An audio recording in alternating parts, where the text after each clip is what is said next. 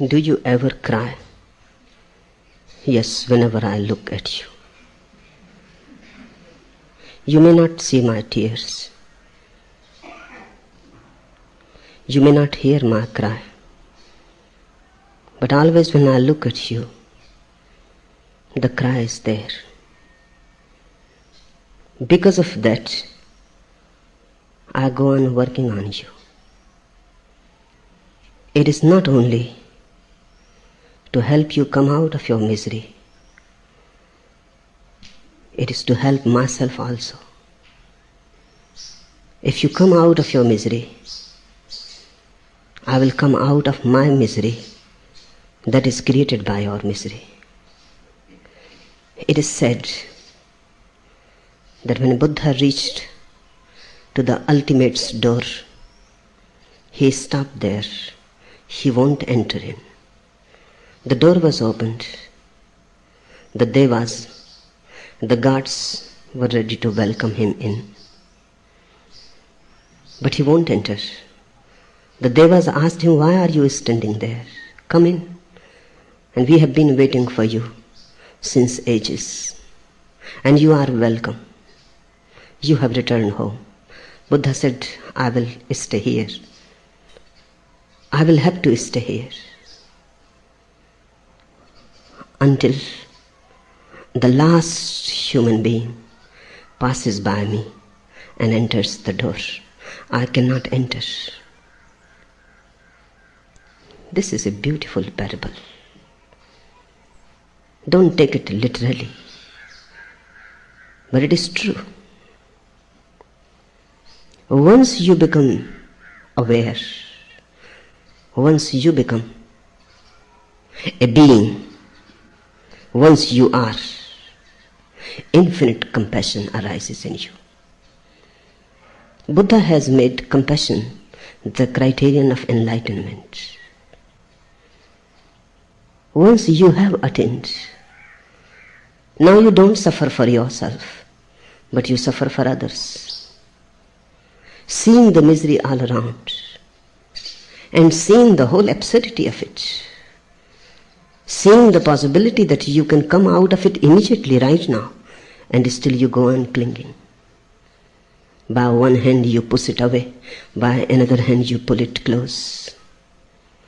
You go on creating your own presence, and how much you would like to be freed, and your whole effort is just contradictory. You want to come to the east and you go towards the west. Seeing you, yes, I always cry.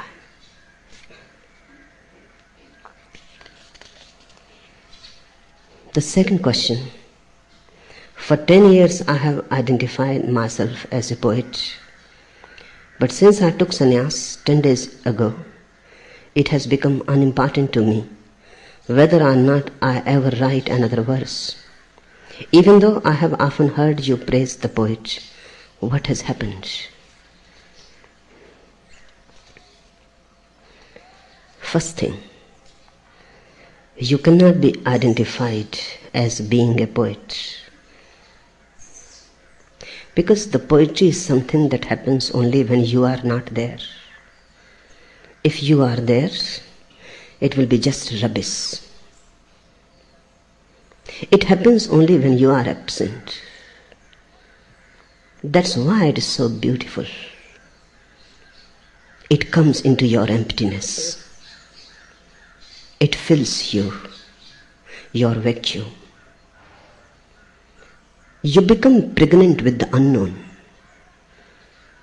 with the strange. The poet is just a mother. The mother is not going to produce the child. The child has been conceived.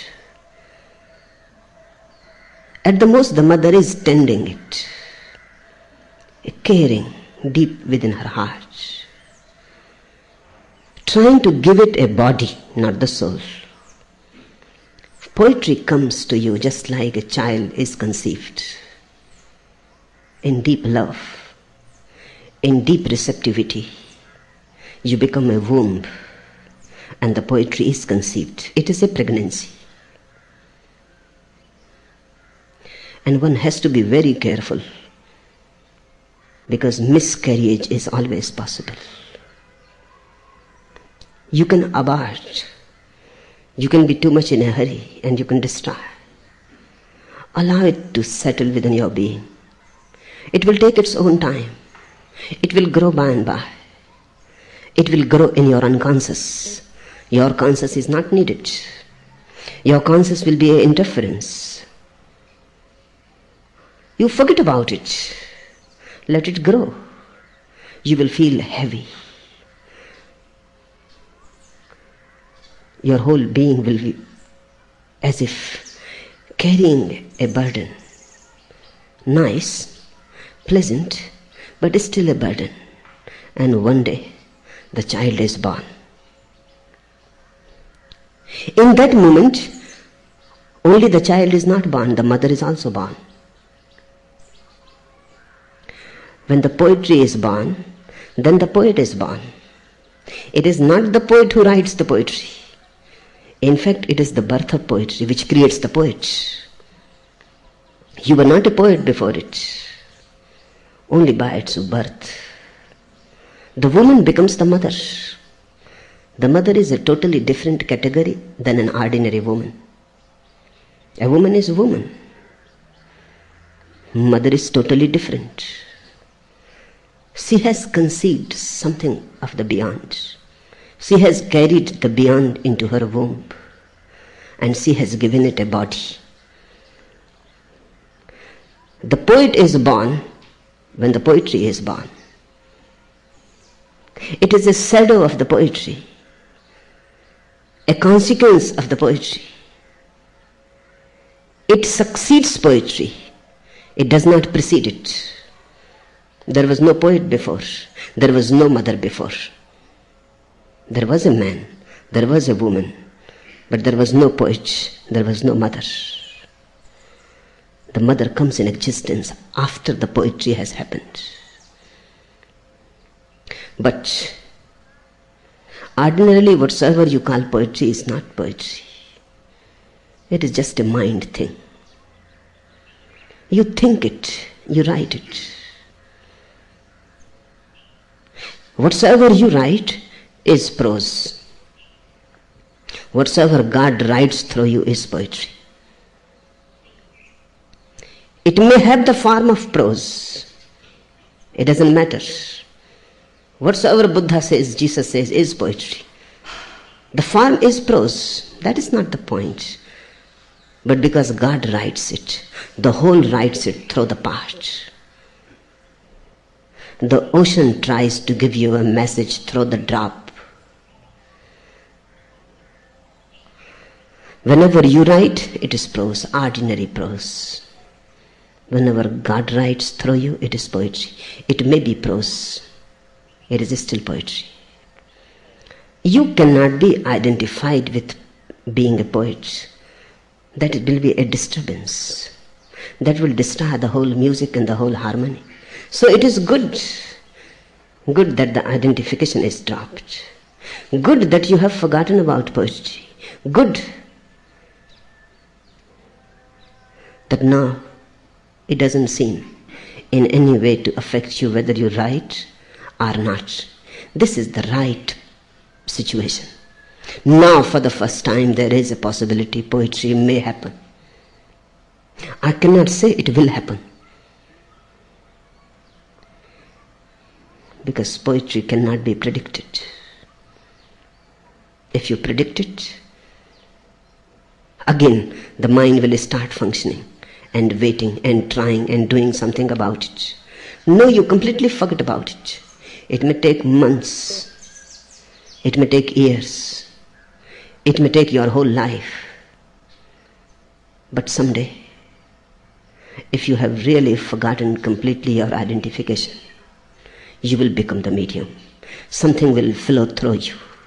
It will come through you, but it will be of the beyond. Then you will be a watcher, a witness to it. You won't be a poet, you will be a witness. And when it is born, a different quality of being will come in its wake. That's what a poet is. All great poets are humble. They don't claim. Upanishads are not signed. Nobody knows who wrote them. The greatest of poetry. Even the poets have not tried to sign it. They have not left their signatures. That would have been profane. They have left it. They have not claimed. They were just vehicles. A real poet is a vehicle, a medium. That's why I praise poetry so much, because it is very close to meditation, very close to religion, the closest neighbor.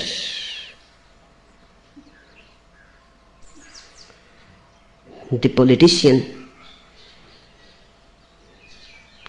works with the practical. The scientist with the possible. The poet with the probable. And the mystic with the impossible. The probable is the closest neighbor of the impossible. That's why I praise poetry. But when I praise poetry, I am not praising your poets. 99% of them are just junk. They are doing a mind thing, an ego trip. They manage, that's all. But the poetry doesn't come through them. You can write a poetry. Technically, it may be correct even. And it may be dead. Sometimes it happens, technically a poetry is not correct, but it is alive. Who bothers whether a thing is technically correct or not? The real thing, whether it is alive or not. If you are going to become a mother, would you like a child technically correct but dead? A plastic child. Technically absolutely right. You cannot find a fault. In fact, if you want technically correct human beings, then only plastic beings are possible. Only they can be absolutely correct. A real alive child has so many defects. Bound to be so. Because life lives in danger and death. Only a dead thing is out of danger. Life is always a hazard. There are 1,001 difficulties to be crossed, riddles to be solved. The very phenomena that life exists is a miracle with so many imperfections. Life is imperfect because life is a growing phenomenon. Anything that is growing will be imperfect. Otherwise, how it will grow? Anything which is perfect is already dead.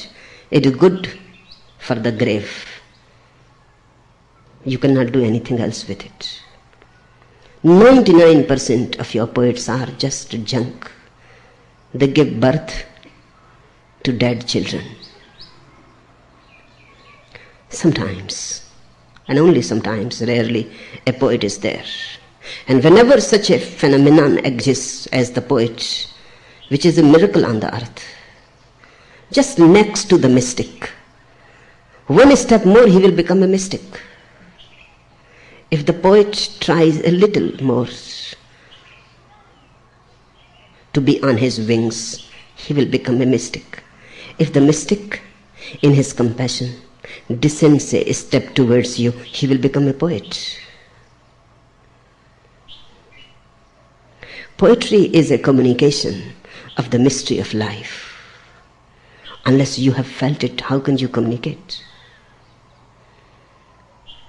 poetry is a relationship between you and the whole. Something transpires between the drop and the ocean, between the leaf and the tree. Something transpires between the whole and the part starts dancing. And the part is so overflowing with joy that it sings, so delighted that its movements become poetic. It no more walks on the earth, it flies. Prose is just walking on the earth. Poetry is a flight into the sky. Prose is just walking. Poetry is dancing. The movements are the same, but the quality is tremendously different. Good. Blessed you are if the identification is gone. And that's what I am trying through sannyas, so that your old identification is gone. And you are left in a vacuum. Only in the vacuum the hands of God can descend in you and create something out of the mud that you are. Create something beautiful. That will not be yours. It will come through you. Rejoice that the identification is gone. Don't try to bring it back. Forget all about it. Forget all about that you know in relation to poetry, poetics. Forget everything. You just rejoice in being yourself. One day, suddenly, you will fall in line with the whole. A turning in, a tuning in. And a song descends like a dove. And then you will be, for the first time, a poet. You will not claim it, but you will be. Those who are, they don't claim. Those who are not, only they claim.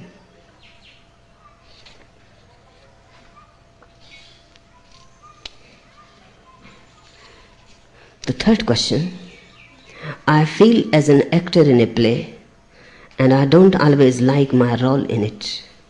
Just when I feel it is dropping, you push me back into it, defining me. It appears you give me a form while my being is bursting at the seams. I want to explode and spread. Why do you mold me so? The first thing, if you really feel that you are an actor in a play, then there is no question of your like or dislike. Then you cannot say that I sometimes don't like my role in it. Because like and dislike come only when you think yourself not as an actor, but as a doer. To the actor, all roles are the same. Whether in drama, you become Jesus or Judas. What difference does it make? If you really know that this is a drama, and Judas and Jesuses are all the same behind the curtain, beyond the stage, it is just an act. What is wrong in being a Judas? How can you dislike it? And what is good in being Jesus? How can you like it?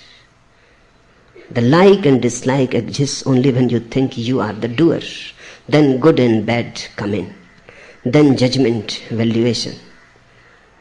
Then condemnation, appreciation.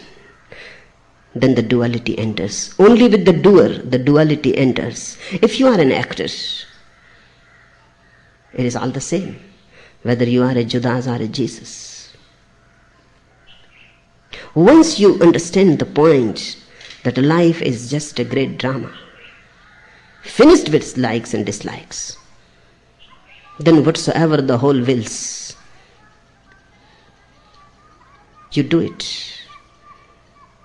You are not the doer. You fulfill the desire of the whole. That is one of the greatest teachings of all religions, to become an actor in life. Then like, dislike disappear. When like, dislike disappear, choice disappears. And when you are choiceless, you are free. The moksha, the nirvana is attained. Become an actor. Play the role. Play it beautifully. Because when one has to play it, why not play it beautifully? You are a Judas, perfectly okay. Be a Judas. Enjoy the role. And let the audience also enjoy the role. Behind the stage, Judas and Jesus are meeting and having tea. They are friends there. They have to be. In fact, without Judas, Jesus cannot be. Something in the story will be missing. Something very essential will be missing. Just think of Jesus without Judas. Christianity will not be possible. There may not have been any record of Jesus without Judas. Because he betrayed, Jesus was crucified. Because Jesus was crucified, the event stuck hard in the heart of humanity. Christianity is born not of because Christ, but because of the cross. So I prefer that Christianity should be called Crossianity. It should not be connected with Christ, but with cross. And you go and see in the church, you will see cross raised higher than Jesus. And the bishops and the popes wearing cross. It is born out of cross. But if you think that, then who is the author of this crucifixion? Judas, not Jesus. And at the last moment, on the cross, just before he died, he hesitated. The part hesitated to dissolve into the whole. The river hesitated to fall into the ocean. It's natural. It is human. Jesus is Son of Man and Son of God. Every river must be tremendously apprehensive and afraid when it comes to the ocean. It was coming all the way. It may have journeys thousands of miles to meet the ocean. But whenever the river falls into the ocean, a deep turmoil is bound to be there in the heart. Sea is going to disappear. The ocean is so vast. Where sea will be? She will be lost. Her identity gone. The name, the form, the dreams, the desires, all gone. And the ocean is so vast. She will simply disappear. Falling into the ocean, it is death. There is the cross. When a river falls into the ocean, there is a cross. Jesus, at the last moment, looked at the sky and said, God, have you forsaken me? Why this is happening to me? A deep cry of anguish. Why have you forsaken me? Shows the humanity of Jesus. And that is where Jesus is tremendously beautiful, incomparably beautiful. Buddha is more inhuman. You may call it superhuman, but he is inhuman. If he was going to die on the cross, he would not have cried towards the sky, why you have forsaken me? He knows there is nobody to cry to. He knows no God exists. That is all human foolishness. And he knows all that is born is going to die. he has understood it totally. He will not cry. He will simply dissolve. The river of Buddha will not hesitate. It will not hesitate for a single moment. There will not be a cross. Buddha is inhuman, very far away from the human heart. Mahavir is still even more inhuman. They are not of this world at all. They are very abstract, as if they are not concrete human beings. They look more like ideas, unembodied. Fictitious they look, mythological they look, but not real. Jesus is very real. He is as real as you are. And this cry, Buddha must have laughed. If he was there, he would have laughed that this man is foolish. What are you crying? To whom are you crying?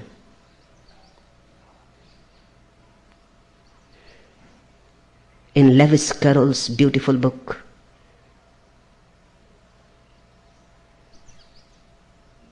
Alice in Wonderland, there is a small dialogue.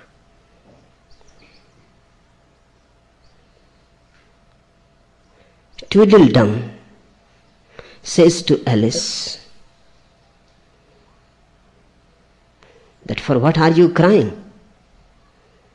You are unreal. Just a dream of the king. Alice looks at him and said, but I am real. Tweedledum laughs and says, you are foolish. If the king stops dreaming, where you will be? Alice says, of course, I will be here.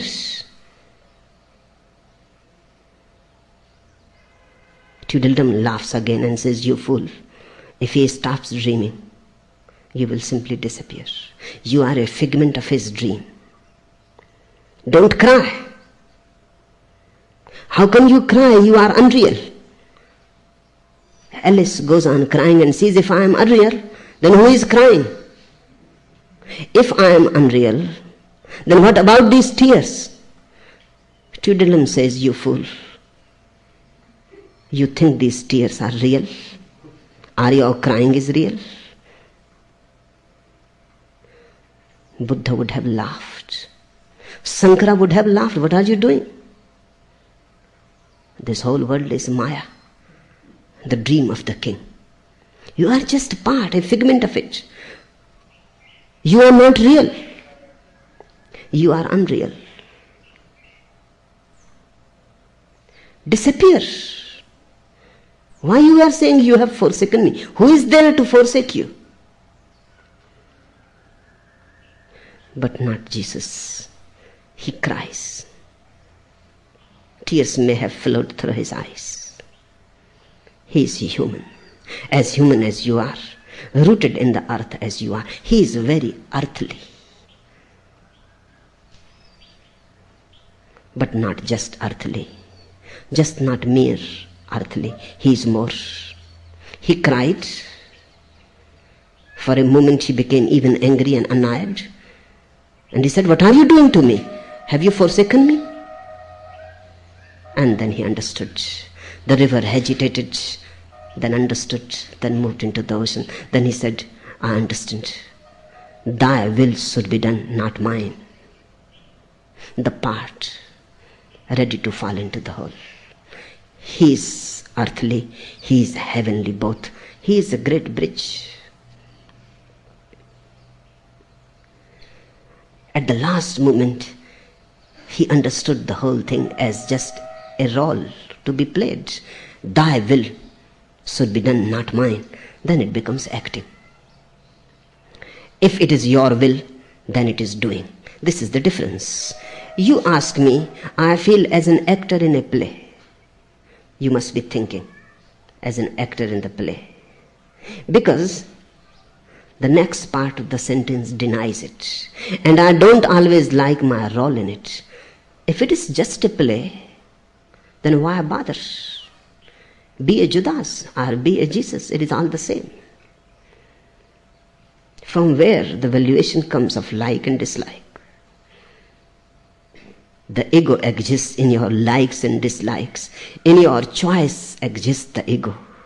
When you don't choose, the ego disappears. That is what I am doing to you. Just when I feel it is dropping, you push me back into it. Yes, I will go on pushing you until the choice disappears completely. Don't resist me, because if you resist, then you will not be able to understand for long. Don't get annoyed and don't say, "What are you doing to me?" It appears you give me a form while my being is bursting at the seams. I want to explode and spread. That I want is the barrier to explode and to spread. The I cannot explode and cannot spread. It can only think. It can dream. My whole effort is so that you can drop the I and just be. Then you will spread. Then there will be no barrier for you. Then you can become infinite. You are infinite. The ego won't allow you to see it. The ego won't allow you to see the truth. Why do you mold me so? I will go on molding you from one form to another, again from one form to another, so that you can understand that you are formless. Only the formless can be molded into form. If you have a form, then you cannot be molded into another form. You are already fixed. If you want to mold steel, it will be difficult.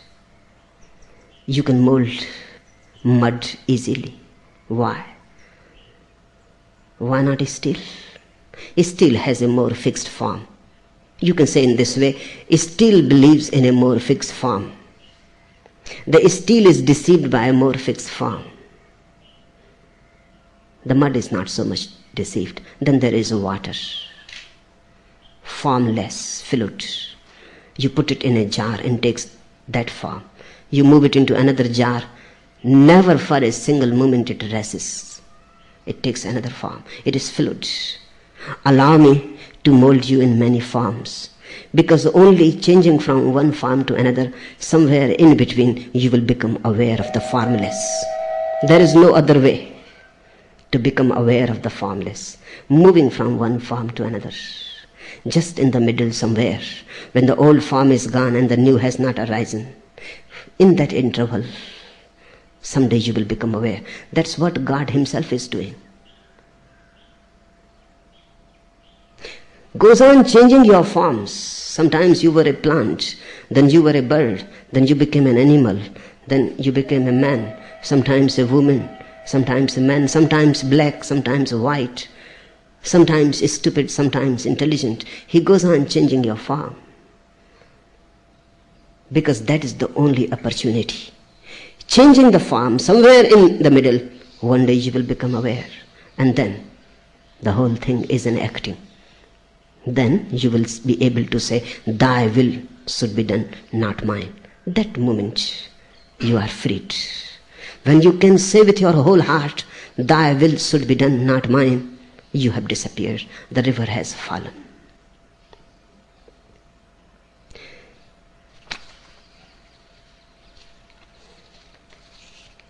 The fourth question. I feel that I have been dishonest and insincere in all my relations throughout my life. Yes, sir, I have not done justice with my parents, nor with my wife, nor with my children, nor with my friends and neighbors and so on. And now I feel I am not just and sincere to my master and my sannyas also. This is cause of great agony to me, to my mind. What should I do? If you start thinking in terms of doing, you will again be insincere. Because whatsoever you have done, you have been insincere. Your doing has become corrupted. So the first thing is, resist doing. Just remain alert of your insincerity. Don't be in a haste to do anything, because that will be done again by you. Your whole past will be involved in your doing. Resist. Just remain with this feeling that you have been insincere. That's enough. That is purifying. It has a tremendous capacity to purify and cleanse you. Just remain with the feeling that I have been insincere, that I am insincere, and don't try to do anything about it, because that is again trying to make a good image of yourself, that you are not insincere, you are a sincere man. Your ego is hurting that you have been insincere. Try to be aware of the fact. Don't try to do anything about it. Anything you do will be immature and too early. You just remain with the idea, live with it. Live with the idea that you are insincere. If you can live with it, the very idea, the very awareness will kill your ego completely. Because the ego cannot remain alive if you think you are insincere. The ego needs a good image that you are a sincere man, very honest. That's what the ego is saying you. Do something. So you can repaint the image, renovate the image. You have been insincere. This has been revealed through meditation. Now the ego is in danger of death. The ego says, do something. Through doing, it will try to again reclaim the fallen image, resettle with the old, so you can feel again that I am good, I am beautiful, I am sincere, I am moral, I am this and that. First thing, very difficult, arduous, but this has to be done. Just remain alert of the insincerity. Live with the idea and don't be bothered to change it. It will change on its own account. Because once you understand you are insincere, you cannot remain insincere. It is impossible. It has never happened. It cannot happen. The very thing is impossible. If you know that you are insincere, it will drop. If you want it to save, then do something to create the feeling that you are sincere. If you know that you are a liar, the lying will stop by its own account. If you feel you are immoral, don't try to do anything, don't repent, don't feel guilty, those are tricks. Remain with the idea, the naked fact, who you are. Don't move, don't get occupied in doing something. Remain naked with the naked idea, the naked reality, and you will see a change is happening, not by your doing. And when a change comes to you not by your doing, it comes from God. And only God can make you moral, sincere. Only God can make you religious. Only God can make you pure. It is prasad. It is His gift. You cannot do it. All your doing will be undoing. Please remind yourself again and again that you are not to do anything. And you say, this is cause of great agony to my mind. Yes, it is a great cause to agony to your mind and to the ego, which is the same, mind or ego.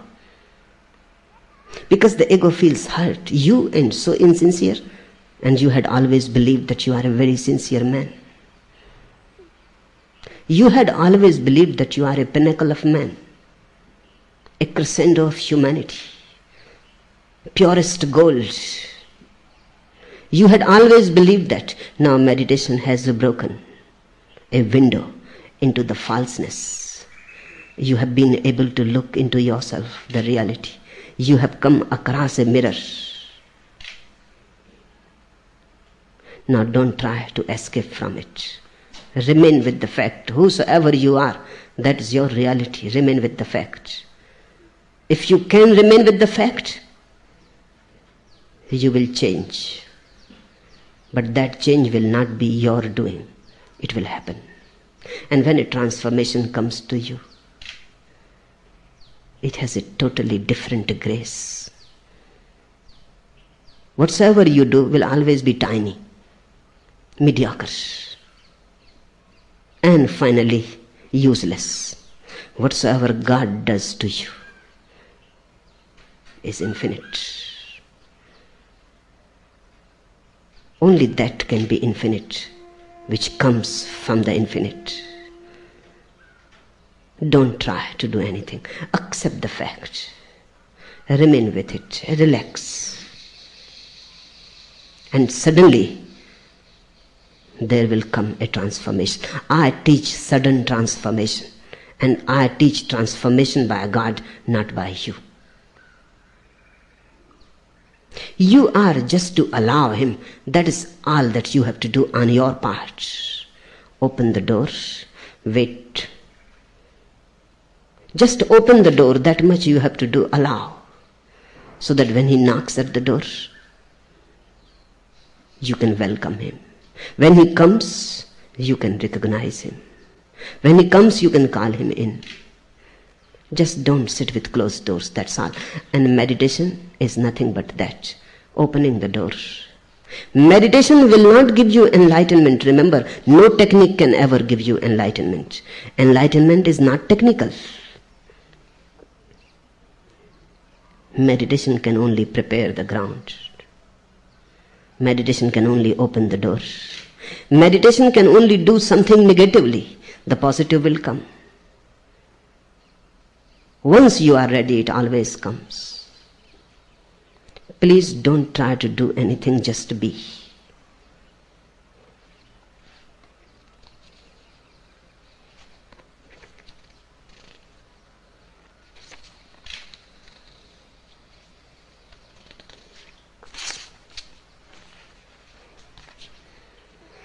The fifth question. You said that the family is the first thing to renounce. I don't understand why we were served prasad on the day of your father's initiation.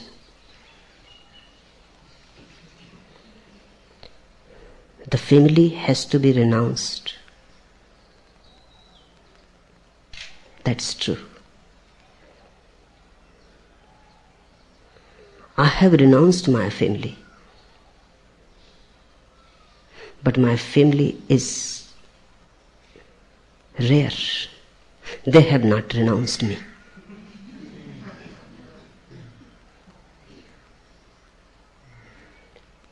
And it is rare, I say, because it has not happened before. Jesus' father never came to Jesus to be initiated. John Baptist initiated many, but his own father never came to be initiated. Krishna's father was not a disciple to him. My father is rare. Not because he is my father, he is simply rare. There was every possibility, as human nature goes. There is every possibility that a father cannot come and bow down to his own son. It's almost humanly impossible. He has done that. You will not find a parallel in the whole history of man. And it may not happen again. But you are blind and you cannot see the facts. So even the prasad became a problem to you.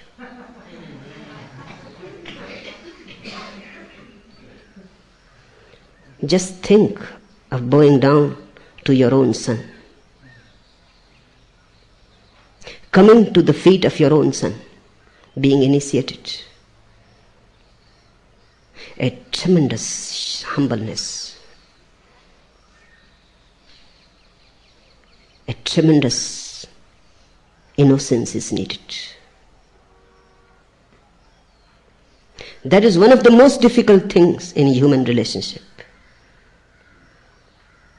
It is not accidental that Jesus' Father never came to him. It is simple to believe in the Son to whom you have given the birth, whom you have seen from the very first day, his first cry. How can you believe that he has become enlightened? Your own son? Impossible. Your own blood bone? Impossible. How can you think that he has become something, someone from whom you have to learn? A son remains a son, and to a father he remains a child always, because the distance always is the same.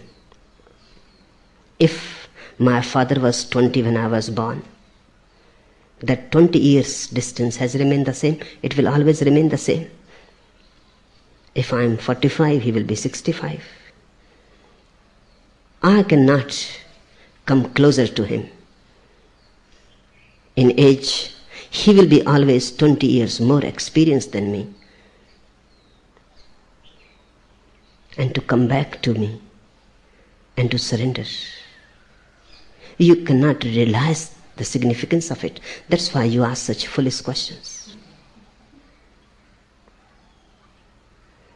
It is one of the rarest moments. And I again repeat, my father is rare, not because he is my father. He is simply rare.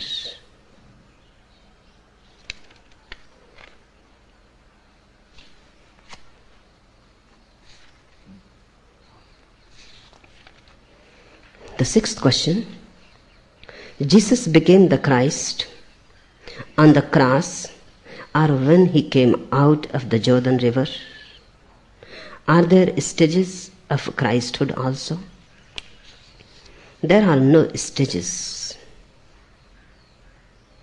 Enlightenment or Christhood or Buddhahood happens in a single split second. There are not gradual stages. But when Jesus was baptized by John the Baptist in the river Jordan, the journey started, not Christhood. The seed started moving towards being a tree. The seed was broken in the soil. Now, the tree and its coming is only a question of time. You cannot say when the seed has broken in the soil that the tree is there. You cannot say, because the tree is not there. You cannot say that the tree is, you cannot say, because where you will see the tree, you cannot rest under the tree. You cannot pluck the fruits. You cannot have the fragrance of the flowers. The tree is non-existential. Yes, in one way you cannot say the tree is, but in another way the tree is, because the seed is broken. The tree is on the way. It is coming. Now it is only a question of time. It has come in a way because it has started.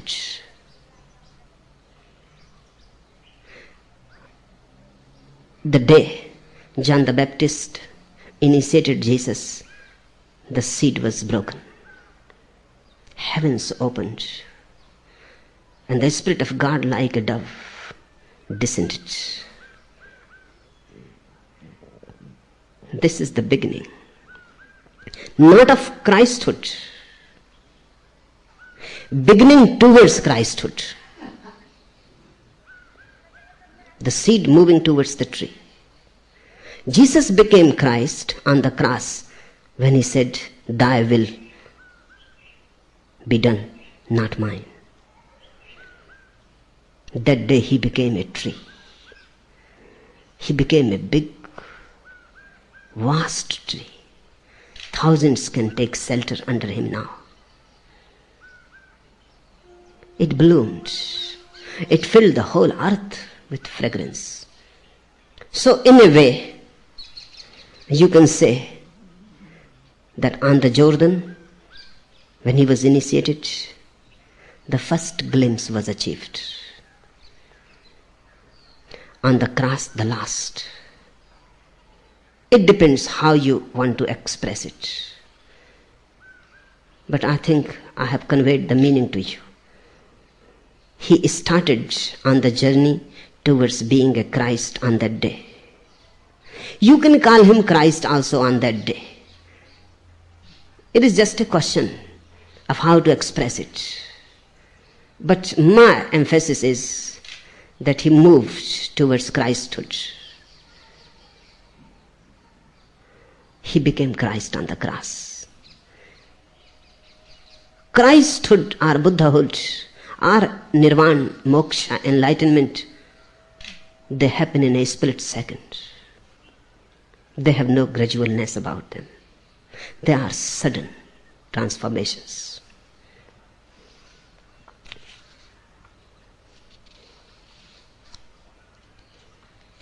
The seventh question, the return is entirely a personal affair. Even a very near one cannot understand. It is actually easily possible only for those who have suffered. But Lord, you are calling all. Is it possible for them to hear you call your call of love? That is not the point. Whether they hear it or not, that is not the point. I should go on calling. They may be deaf, but I am not dumb. If they don't listen, I will have to call more loudly. That's all. And when you call 1,000, 100 only will listen.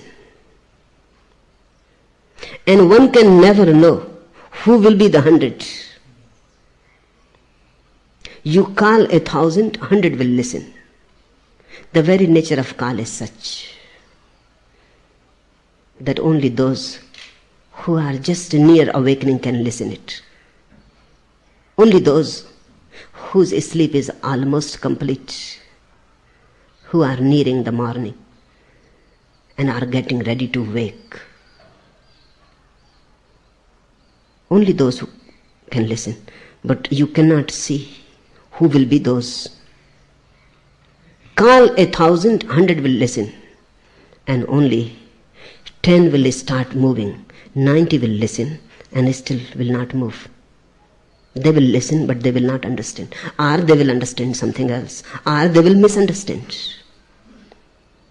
10 will start moving. And when 10 move, only 1 reaches. 9 will be lost on the way. Call 1,000 and you have called only 1. But this is how things are. So one has to go on calling. So I don't bother a bit whether you listen or not. I go on calling. One is bound to come. And that's enough. If you call 1,000 and 1 comes, if you call 10,000 and 10 come, that's enough. One should not ask for more. That is already too much. This is right, that only those who have suffered will be able to understand me. Because pain purifies. Suffering gives understanding. Suffering gives a certain crystallization. Unless you suffer, you don't know what life is. Unless you suffer, you don't know how difficult it is to get out of life. I was reading the life of a great Japanese poet, Isa. He suffered. And he must have been a very, very sensitive man. He was a great poet. He is one of the greatest haiku poets. Just when he was 30, he had already lost his 5 children. 5 children died. Just when he was 30. Almost every year, a child was dying. And then his wife died. He was almost completely mad, in anguish, in suffering. He went to a Zen master. The Zen master asked, what is the problem? The Zen master must have been almost like a Buddha, not like Jesus. One who has attained, but one who has completely forgotten human misery. Isa said that my 5 children are dead, and now my wife is dead. Why there is so much suffering? I can't see the reason for it. What is the explanation? I have not done anything wrong to anybody. I have lived as innocently as possible. In fact, I have lived very aloof. I am not much related to people. I am a poet. I live in my own world. I have not done anything wrong to anybody. I have lived a very poor life, but I was happy. Now suddenly my 5 children are gone. My wife also gone. Why there is so much suffering and for no reason? There must be an explanation. The Zen master said, life is just like a dewdrop in the morning.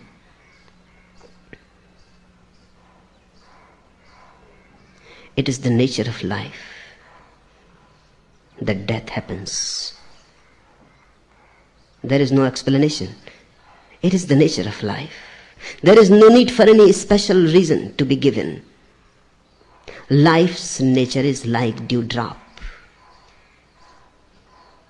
It hangs for a while on a leaf of grass. A small breeze and it is gone. The sun rises and it evaporates. That's the nature of life. Remember that. Isa was a man of deep intelligence. He understood it. He came back. He wrote a haiku. The haiku means the life a dewdrop. Yes, I understand. The life is a dewdrop. Yet and yet. In that yet and yet, he's saying something superbly human. Life is a dewdrop, I understand. And yet, the wife is gone, the children are gone, and the eyes are full of tears. And yet. Yes, life is a dewdrop. But, and that but is great. Only those who have suffered, they can understand that life is a dewdrop. And even then, yet and yet remains. Even then, even when you understand, understanding is difficult. And those who have not suffered, what to say of them? They live a superficial life. Happiness is always superficial. It has no depth in it. Only sadness has depth. Life is superficial. Only death has depth. Life is very ordinary. Eating, earning, loving. Very ordinary. Suffering has a depth. It awakes. It sucks you out of your sleep. Yes, only those who have suffered will understand what I am saying. And yet, even they may not understand. But this is so. This is how life is. If one becomes, because of this, despondent, and thinks not to call, not to say anything. It happened when Buddha became enlightened. For 7 days he remained silent. He thought, who will listen? He thought that what I am going to say, who will understand? He thought the things that have happened to me, if somebody had told them to me when they had not happened to me, even I would not have understood. So who will understand? So why bother? For 7 days he sat and sat and sat under the Bodhi tree. Tradition says the devas in the heaven became very disturbed. Why he is keeping quiet? After thousands of years, one becomes enlightened. Why he is not calling people? They came. A beautiful story. They bowed down to Buddha and they said, you should say something. You have attained. You should give the call. The word should spread to people. Why are you keeping quiet? We waited and waited, and 7 days looked like 7 centuries. What are you doing? Don't waste time. You are only for a little while more, and then you will disappear forever and ever. Before you disappear, give a call. Buddha said, who will listen? Who will understand? But those devas were very cunning, and it is good that they were cunning. They argued. They persuaded. They said, yes, you are right. Where rare is the possibility of someone's listening, and rarest is the possibility of someone's understanding. But it is there. Call 1,000, 100 will listen. 90 will not understand. 10 will walk. 9 will be lost on the way. Somewhere or other they will think that they have achieved. And they will sit by the side and will think that they have come home. Only 1 will arrive. But 1 is more than enough. And Buddha understood. And he started preaching. I know it is a very hopeless effort. Knowing well you will not understand, I go on talking to you. It is as if one is talking to walls. When Bodhidharma became enlightened, he was sitting near a wall, back to the wall. But immediately he turned. He faced the wall. And for 9 years, he will not sit in any other way. Whenever he will sit, he will face the wall. If somebody was there, inquirer, seeker, he will have to ask the questions from the back. And people will ask, what foolish posture you have chosen. Many Buddhas have been in the world, but nobody has been facing the wall. Why you sit in this way? Why you are so crazy? And Bodhidharma will say, as far as I know, all the Buddhas have been facing walls. Because wherever you look, there is a wall. That's not the point. Bodhidharma will say, they all have faced walls, but they were a little more polite.